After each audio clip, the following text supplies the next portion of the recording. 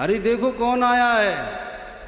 यशोदा मैया बोली कौन आया है। भागती भागती बाहर आई तो देखा गर्गाचार्य महामुनि हैं। दोनों दंपति एक साथ गर्गाचार्य महामुनि को प्रणाम करने लगे। बोलो सतगुरुदेव भगवान की। ये गर्गाचार्य जी कोई साधारण महात्मा नहीं है। ज्योतिषामयनं साक्षात् यद ज्ञानमतीन्द्रियं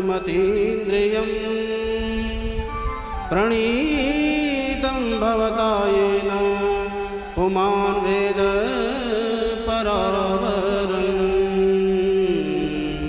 पुमान् वेद परावरम्। ज्योतिष विद्या के प्रणेता हैं गर्गाचार्य महामुनि। ऐसे महामुनि को जब देखा नंद बाबा बोले महाराज आपने बड़ी कृपा करी। आप जैसे ज्योतिषी घर में आए हैं तो एक प्रश्न पूछना चाहती हूँ। यशोदा मैया बोली बाबा ये बताओ मेरे हमारे जो बालक हैं रोहिणी नंदन और मेरा लाला यशोदा नंदन, इनकी रेखाएं क्या क्या कह रहे जरा ये बताओ। हम अपने लाला को लेके आएंगे, जरा उनके भविष्य के बारे में कुछ बताओ। तो बाबा बोले पहले उनका नाम बताओ, फिर नाम राशि से हम उनके भविष्य की बात करेंगे। अब नंद बाबा बोले बाबा हमने नाम तो कछु ना धरो आज तक। गर्गाचार्य बोले वाह भैया 1 साल हो गया अभी तक नामकरण ही नहीं हुआ बालकों का। हे भोले बाबा अब तो कर लो नामकरण। अपने आचार्य सांडिल्य महामुनि को बुला करके नामकरण कराओ। बोले महाराज सांडिल्य महामुनि भी प्रसन्न होंगे यदि आपके हाथों से ही नामकरण हो जाए, आप ही करें। बोले ना भैया हम नहीं करेंगे। अगर हमने किया तो कंस को लगेगा तुम्हारा लाल देवकी का लाल है, क्योंकि हम यदुवंशियों के आचार्य हैं। तो उसको शंका हो जाएगी कि ये यदुवंशियों का आचार्य उनका नामकरण क्यों करने चला गया। बोले महाराज आप ही करो, कुछ व्यवस्था करो। बोले देख बाबा मैं जानता हूँ तुम जब भी कोई कार्य करते हो खूब डंका बजा के करते हो, उत्सव बना के करते हो। अगर मेरे द्वारा नामकरण कराना है अपने बालकों का तो चुपके से करना, बगल वाले को भी खबर ना पहुँचे कि नामकरण हुआ है। बोले महाराज अगर ऐसी बात है तो महाराज बगल वाले को भी पता ना चलेगा कि हमारे छोरा के नामकरण हो गए, पर करना आपको है। बोले ठीक है। गौशाला में चले गए। अर्धरात्रि में नामकरण होने लगा। बाबा ने स्वस्ति वाचन किया। यशोदा मैया अपने लाला को और रोहिणी मैया अपने लाला को लेके गोद में चली आई। पर रास्ते में दोनों ने सोचा देख बहन आजकल खड़िया पंडित बहुत घूमते हैं, आता जाता कछु नहीं, बस ऐसे पंडित जी बने घूमते रहते हैं। तो क्यों ना इस बाबा की परीक्षा ली जाए। बोले क्या बात कर रही हो, बहुत सिद्ध बाबा हैं रोहिणी, और परीक्षा लेने में क्या जा रहा है। हम कौन सा कोई गलत कार्य कर रहे हैं। बात जज गई। तो रोहिणी के लाला को यशोदा ने ले लिया, यशोदा के लाला को रोहिणी को दे दिया, यशोदा के लाला को यशोदा ने रोहिणी को दे दिया। अदला बदली करके बाबा के सामने चले आए। अब बाबा तो पहले प्रभु का ही नामकरण करना चाहते थे, पर जैसे ही स्वस्ति वाचन के बाद यशोदा के अंक पर दृष्टिपात किया तो क्या देखा, वहाँ तो रोहिणी का लाला है। बाबा समझ गए मेरी परीक्षा हो रही है, ये अदला बदली क्यों दिख रही है। बोले यशोदा तेरे अंक में जो लाला है ना वो तेरा नहीं है। अयम ही रोहिणी पुत्रो रमयन सुहृदो गुणैः आख्यास्यते रामैति बलाधिक्याद् बलं वेदो। तेरे अंक में जो रोहिणी का लाल है इसका नाम होगा रोहिणी, इसका नाम होगा राम। बल की अधिकता से इसे बलराम भी कहेंगे। बोलो बलराम भैया की। नाम संकर्षण भी होगा क्योंकि एक बार इसका गर्भ से कर्षण किया गया तो संकर्षण नाम भी होगा। बड़े बड़े नाम धरे। और सबको आराम देने वाला होगा, प्रसन्नता हर्ष आदि देने वाला होगा। इतने में रोहिणी मैया बोली, बाबा अब यशोदा के लाल का भी नामकरण कर दो। पर जैसे ही यशोदा के लाल जो रोहिणी के अंक में थे उनका दर्शन गर्गाचार्य ने किया तो समाधि लग गई, आंखें फटी की फटी रह गई, मुंह खुले का खुला रह गया, न तो हिले न डुले न मटके न चटके, महाराज बाबा एक समाधिस्थ हो गए। यशोदा ने सोचा ये देख रहे होंगे भाग्य की रेखा, और जब 5 से 10 मिनट हो गए, 10 से 15 मिनट, 1 घंटा हो गया, 3 घंटे व्यतीत हो गए, यशोदा मैया ने नंद बाबा को फोन नहीं मारी। क्यों जी, ये बाबा हिल क्यों नहीं रहा? नंद बाबा बोले पता नहीं क्या हो गया बाबा को, अभी तक तो खूब प्रवचन दे रहे थे और 3 घंटे से कुछ नहीं बोल रहे। नंद बाबा बोले देखो सौभाग्यवान लगता है रेखा पढ़ रहे हैं। यशोदा मैया बोली ऐसी भी क्या रेखा पड़ी जा रही है कि 3 घंटे हो गए। जब महाराज काफी समय तक गर्गाचार्य जी ने कोई भी कार्य नहीं किया, न हिले, तो यशोदा मैया सोचने लगी ये तो गए। ए बाबा कहता था किसी को पता न चले, यहीं आया था मरने, पहले पता कह रहा था पता न चले, अब तो सबको पता चलेगा जब यात्रा यहाँ से निकलेगी। इस बाबा को कलंक लगाने को हमारा ही घर मिला था। ए बाबा, अरे ओ बाबा, खूब हिलाया यशोदा मैया ने, तब झपकी सी आई और समाधि खुल गई गर्गाचार्य महामुनि की। बोल भक्त वत्सल भगवान जय। बाबा की झपकी खुली। हाँ यशोदा, हाँ बोलो। हे बाबा कहाँ चले गए थे? बोले वो तो मुझे भी नहीं पता कहाँ चला गया था, पर तेरे लाल को देख करके मैं अपनों स्वयं को भूल गया।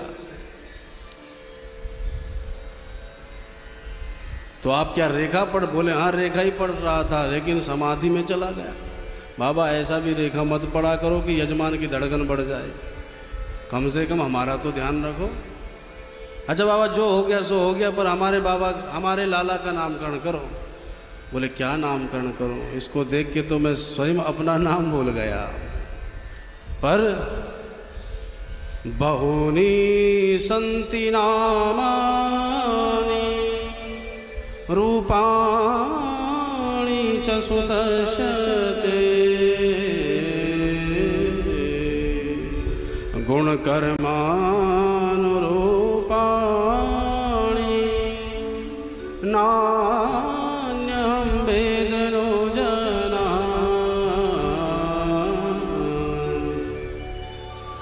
बहुनी संति नामानि, विष्णु सहस्रनाम, शिव गोपाल सहस्रनाम, सब के सब इसके नाम से ही भरे पड़े हैं। हजारों नाम हैं इसके, क्या नामकरण करूं? जैसा रूप ये रखता है उस रूप के अनुसार भी इसके नाम पड़ जाते हैं। जो कर्म करता है उस कर्म के अनुसार भी इसके नाम पड़ जाते हैं। इतने इसने कर्म किए हैं कि अनंत नाम हो चुके हैं। यशोदा मैया बोली मैं ना जानूं महाराज कि कितने हजारन नाम हैं, कितने नाम हैं। आप तो चोखो सो एक नाम रख दो, बढ़िया सा नाम सोच के बताओ। बोले फिर एक नाम रखता हूं। क्या? कि आसन वर्णास्त्रयो यस्य गृह्णतो नुयुगं तनु शुक्लो रक्तस्तथा पीत इदानीं कृष्णतां गतः इदानीं कृष्णतां गतः। कभी ये लाल रंग का बन के आया वराह रूप में, मुख लाल था। कभी ये पीले वर्ण में आया नृसिंह रूप में, प्रतप्त चामी करचंड लोचनम। कभी ये श्वेत रूप में आया हंस बन करके, अब की बार काला काला बन के आया है। तो इसका नाम हम रख देते कृष्ण। बोलो कृष्णचंद्र भगवान की जय हो। जब कृष्ण नाम रख दियो, यशोदा मैया बोली इस बाबा को यही नाम मिला था, ये क्या टेढ़ा मेढ़ा सा नाम रख दियो, जिस नाम को लेने में जिह्वा ही लड़खड़ा जा रही है। क्योंकि प्रायः कृष्ण बहुत कम ही बोल पाते हैं। कोई किशन बोलते हैं, कोई कृष्ण बोलते हैं, पर कृष्ण बोलना बड़ा कठिन है। ऐसा कोई नाम धरता है? और क्या बोले, बाबा से कुछ कह नहीं सकते। अच्छा बाबा ये बताओ, हमारा लाल करेगा क्या, क्या बनेगा ये बड़ा होकर के? बोले 1 नंबर का चोर बनेगा। अब तो धड़कन बढ़ गई। हे बाबा, ये कोई भविष्यवाणी करता है कोई? मेरे लाला के बारे में ऐसा कह रहे हो कि चोर बनेगा? बोले हाँ, पक्का चोर बनेगा। तो महाराज चोर बनेगा तो काहे की चोरी करेगा?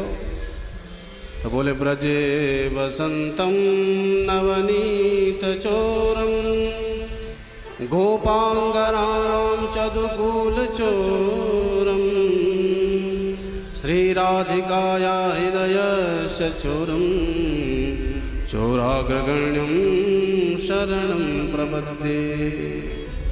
कभी किसी के वस्त्र चुराएगा, कभी किसी घर से माखन चुराएगा, राधिका जी का हृदय चुराएगा, गोपांगनाओं के चित्त का हरण करेगा।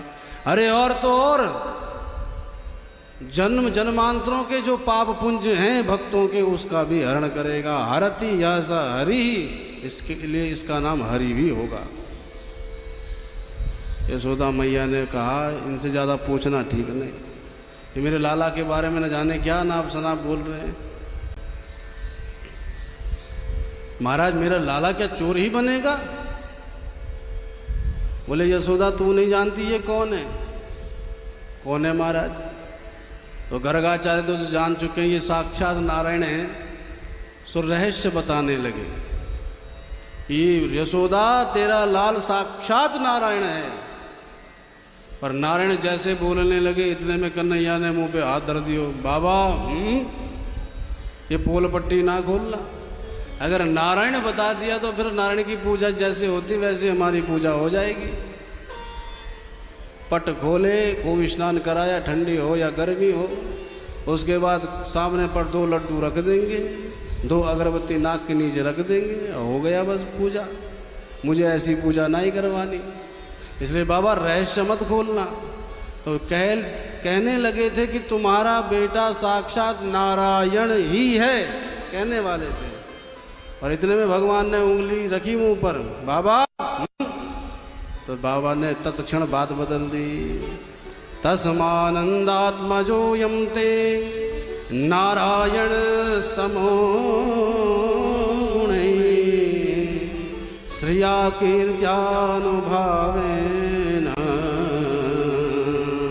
गोपायस्य समाहितः। ये साक्षात नारायण, भगवान ने कहा ये समान है। नारायण के समान बताया, नारायण नहीं बताया। भगवान को तब चैन मिला। बोले श्री को देख करके, कीर्ति को देख करके ये साक्षात नारायण के ही समान माना जाएगा। बाबा को दक्षिणा पकड़ाई, गर्गाचार्य जी चले गए। यशोदा मैया, रोहिणी मैया आपस में बोलने लगी ये कोई नाम है? कृष्ण बलराम। अरे एक का इतना बड़ा नाम और एक का इतना ऐसा टेढ़ा मेढ़ा नाम कि बोलने में ही ना आए। रोहिणी बहन, हम तो अपने लालाओं को अलग से नामकरण करेंगे। भाई बालकों के नाम अलग ही पड़ जाते हैं, क्योंकि मैया वात्सल्यपूर्ण होती है। तो भले ही पंडित जी कितने जोरदार नाम रख दें, पर मैया तो कुछ अलग ही बुलाती है। उनके प्यार के नाम अलग ही पड़ते हैं। चिंटू, छोटू, बिट्टू, पता नहीं क्या क्या नाम रखते हैं। तो यशोदा मैया बोली मैं भी नामकरण करूंगी। तो बोलो क्या रखोगी?